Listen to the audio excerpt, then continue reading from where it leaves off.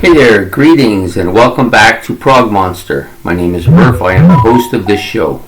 This is a show that's dedicated to progressive rock and other forms of rock music. So we're here again on day 22 for progressive rock albums from the 1980s. Today we have another neo prog band from the second wave of progressive rock in the early 1980s. Early to mid 1980s. This band is Pendragon, and the album is The Jewel. So just for you people who don't know what we're doing here, who are new, maybe haven't seen any other videos, basically I'm doing progressive rock albums from the 1980s that I haven't heard before, and I'm doing one album per band. So no band will get more than one album. The basic four groups are progressive rock bands that I've listened to plenty over the years, but for some reason never listened to this particular album. Then there's bands that I've had some of their stuff and listened to it, but not all of their stuff, and this is one of those albums I haven't listened to. The third group is bands that I've heard of and seen lots of stuff about them, but have not actually heard any of their albums, and this one is no exception to that. And then the third one is bands I've never heard of, and I know nothing about their discography or their music at all. So this particular group falls into the third category, bands I've heard of but not actually listened to any of their stuff. Now so far I've listened to IQ, Palace, and Marillion from that era, and I like all three of the albums quite a bit. The Marillion one wouldn't be too much of a surprise since I liked all the other Marillion albums and I had owned a couple of them before that. The IQ one was one that had come up on Ben's album challenge, and then this particular album I looked up for this series of videos, and then I also have another one that I bought recently as well. Palace I had no listening to before, but I like them quite a bit. So I'm hoping that, in fact I'm knowing that, having listened to this album and about to review it, that I like this band a lot, and it comes as no surprise that they are just as good as the other three. So anyways, we're going to start. The album The Jewel came out in 1985 from the band Pendragon. Okay, so in some generalities about the album, a lot of synths and keyboards on this album is quite dominated by those two instruments. But the drummer is also very good. He does a lot of fills and rolls, but I also hear a lot of really good footwork from him. He knows how to use his feet. Really good. The vocalist, he's got a bit of a Cockney accent, and it comes through in his singing. Now, usually British artists, when they sing, you don't hear their accent too much. But for some reason, this guy's is quite strong. And a couple times I heard a little bit of that Cockney stuff that I used to hear from Fish as well. So some pretty solid vocals, though. Overall, he's pretty good. They do a couple of harmony vocals in here somewhere on one of the songs, and we'll get to it when we get to it. Pretty strong. I think the overall sound of the album, I was expecting it for some reason. Somebody told me they were a heavy band, but perhaps that's a different album. This album I find to be a bit medium. It has its quiet and mellow parts, but it also has its heavier parts as well. There's a lot of really good transitions on this album too, from one part to the other. They're seamless almost. It's a very solid band. It's not as easy to hear what he's saying because of his accent, but the lyrics sound like they're pretty good. This particular album has 7 tracks on it as well. Most of them are between, I would say, between about 4 and 7 minutes. There's a couple of longer ones that are a bit longer than that. Overall, I liked it quite a bit. I didn't give any of the tracks less than a 6, and that's pretty strong. I think it was pretty much the same with Palace. I can't remember exactly what I gave them, but I think they're pretty competent to each other. I think I like the Palace one just a little bit more. But anyways, it's really some really solid stuff going on here. So we're gonna go and do track by track. The first song on the album, Higher Circles, it's a fairly poppy sound. It's got a fairly poppy sound to it. The vocalist, like I said, has a bit of a British kind of cocky accent, but it's not bad. It's not a distraction of any kind. I don't find it anyways. Guitar solo was good on this track. There's some nice keys on this track as well. If you like keyboards, this is really a strong band for you. I think these guys, more than the other three, are more keyboard oriented. Not that they're much more. The other three have quite a bit of keyboards as well. I just think this keyboard's a little bit better than some of the others over there, or maybe he's just more dominant here. I'm not really sure, but he's quite good. They've got some pretty nice rhythms here, some pretty nice riffing on this particular track as well. I gave this a 6. This was an opening track, so after the first track I was thinking, maybe not quite as good as the other bands, but it got better. And with this group, it got better with each song. So the next song was A Pleasure of Hope. Fairly heavy opening, lots of drums and rolls and fills from the drummer. Keyboards are pretty dominant on this song. Vocals are kind of mid-range. He's not singing in the higher range that he did so much more in the first song, but he's kind of a mid-range here. And he has some nice guitar soloing and keyboards towards the end and in the middle of the song as well. So I like this song I liked it pretty much. I gave it a 6 as well. I think I like it just maybe a little bit better than the opening track. Then we got Leviathan. Now, this opens with some guitar, which is very dominant right off the bat. Vocals are a bit deeper here. So you've gone from a higher range to a kind of a mid-range to a bit of a deeper range here. And he's pretty good. Like, all three ranges are good. I think I like his deeper range better though. Drums are strong again. Some nice riffing and some rolls from the drummer. Sorry. Starting to get tired again. Another good keyboard solo. And some nice kind of mellow part with the keyboards and the synthesizers together. Yeah, overall a pretty solid track. I could see this particular track growing on me.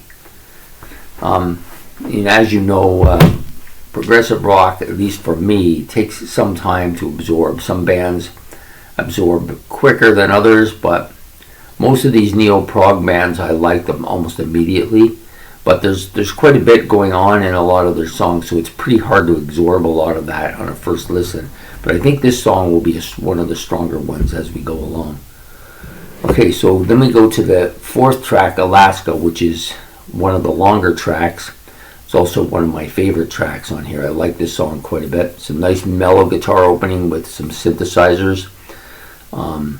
It's melodic. It has a bit of a melodic melody and riffing sound to it.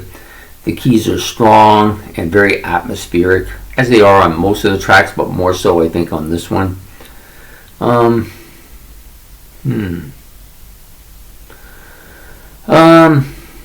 This may be the best vocal track, I think, on the song, on the album, sorry. I think his voice is a little bit more medium, but it seems to flow better on this particular song than some of the others. There's some extensive keyboard parts on here again. Towards the back half of this album, you get a lot more keyboards and synthesizer solos. And that keyboard synthesizer solo towards the end is like top shelf. Like, this is, I've heard a lot of keyboardists from a lot of different progressive rock bands. Most of them are pretty similar. Some are very good, some maybe not as good, but overall pretty strong. But this guy, he's the first one I've heard, at least on this particular series of videos, that I think is definitely a guy who could challenge to be one of the top keyboardists out there. Like, I really think he's very strong, as I do the drummer on this particular album.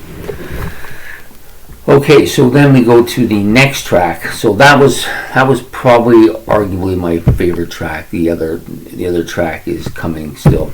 The next track is Circus. A little bit of a dip, not too much of a dip. Pretty solid song.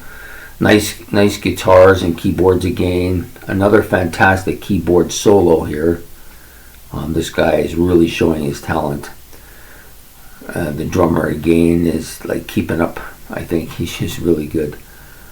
I love the use of the synthesizers that he creates with a kind of drifting feeling. Like, it feels like the album is drifting a bit. I don't know how to describe it. I've not heard this kind of sound too often, so I'm not as familiar with how to word this, but that's the best I can say for now.